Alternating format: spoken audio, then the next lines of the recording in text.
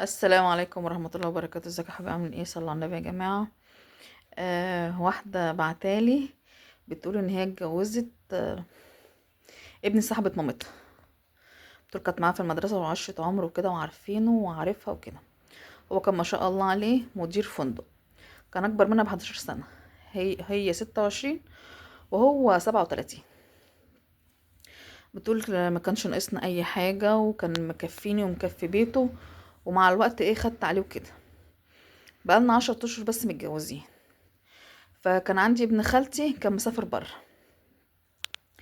بتقول هو قبل ما احكي يعني المشكله، بتقول هو كان بيحب شغله جدا. فكان شغله عنده نمبر 1 ومنتظم قوي ومرتب قوي ومنضبط قوي. فكان بيبدي شغله عن اي حاجه، يعني ممكن يسهر يجي لحد الساعه 12، مش كل يوم، اوقات. وكان حصل بينا خلاف كده بسيط، بس الحمد لله عدى على خير، عدى على خير. وانا ابتديت احبه كده ان هو مش مقصر معايا في اي حاجه. فكان عندي ابن خالتي كان مسافر بره وجه. فكان في مناسبة عائلية عندنا وكان أول مرة أشوف جوزي. فبيقول كان عمال يسأله أسئلة بايخة كده، بيشكك فيه ويشكك في شهاداته وكده، بس احنا عارفينه.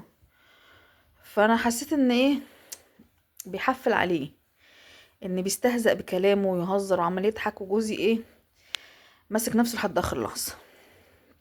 بتقول فأنا عمالة أقول يا رب استر ما يقلبوش على بعض. المهم بعد ما روحت وكده سكت خلاص مفيش حاجة، بس اتضايقت من ابن خالتي.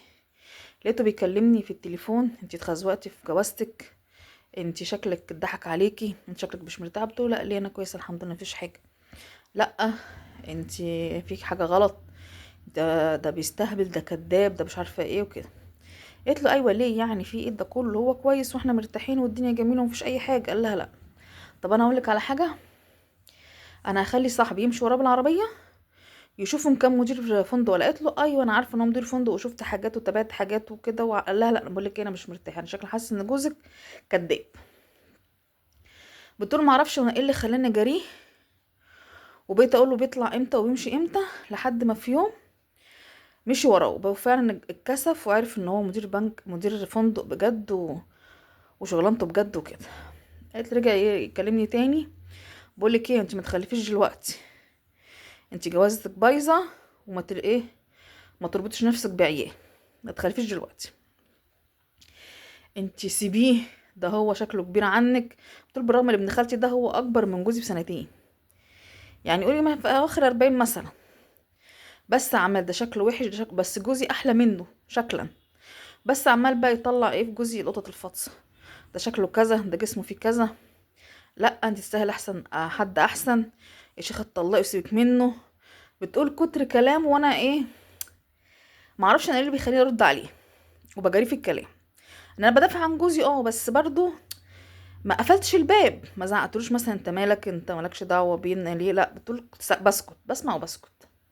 وفي مره اتخانقت انا وجوزي وبصراحه انا اللي افتعلت المشكله من كتر كلام ابن خالتي. بقيت اتلكك له برغم ان هو ما بيعملش حاجه، بس انا بقيت اتلكك. ورحت حكي لابن خالتي على المشكله. قعد بقى يقول لي سيبيه، سيبك منه، ده شكله اكبر منك. آم، وبقى يسلطني عليه. فالمهم انا بقيت اسمع كلامه وبقيتش طايقه جوزي، وبقى يسلطني عليه: ما تسمعش كلامه، اي حاجه يقولك عليها ما تعملهاش، هو ما يستاهلكيش، انت كتير عليه، من الكلام من ده. فبتقول في يوم، وانا بقيت اسمع كلامه واحكي له على كل حاجه.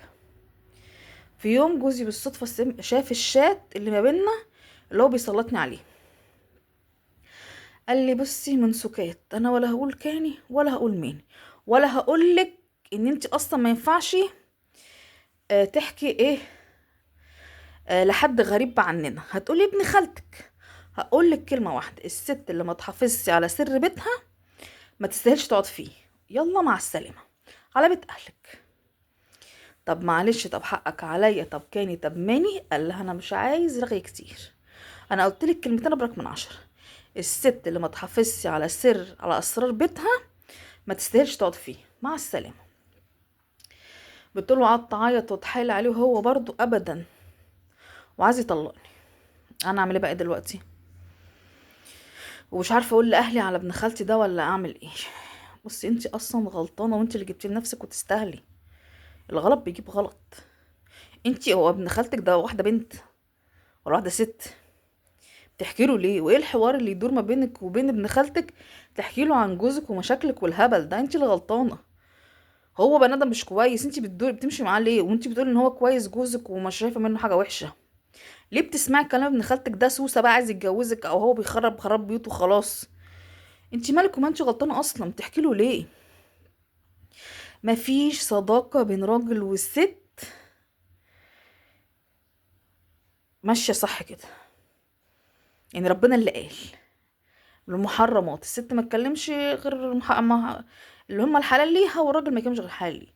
غير كده لا يعني احنا لو مشينا على شرع ربنا واللي ربنا قاله هنريح ونستريح.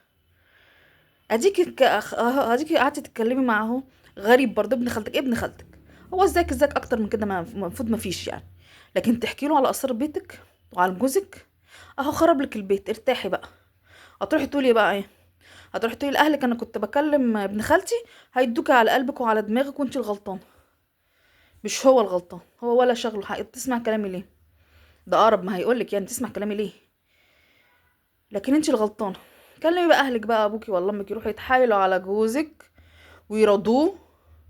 ده انتي بقالكيش سنه ولا بقالك سنتين تلاتة. انتي غلطانه غلطانه غلطانه، كان في ايدك نعمه وانتي رفضتيها.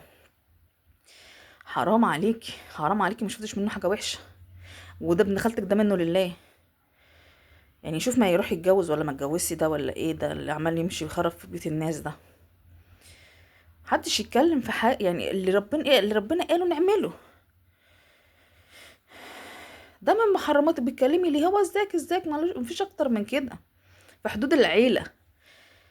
لكن اكلم في التليفون واقول وكان يوم هو خرب حياتك بوظ حياتك. افرحي بقى انبسطي. شوفي حد يتدخل ما بينكم ويصلح ما بينكم. وانتوا قلنا ايه رايكم في الكومنتات، وصلوا على النبي يا جماعه، ولايكات بقى بلاك عشان الصفحه بتقع. وقولوا اي تعليق، صلوا على النبي في التعليقات، قولوا لي من اي بلد بتتابعوني.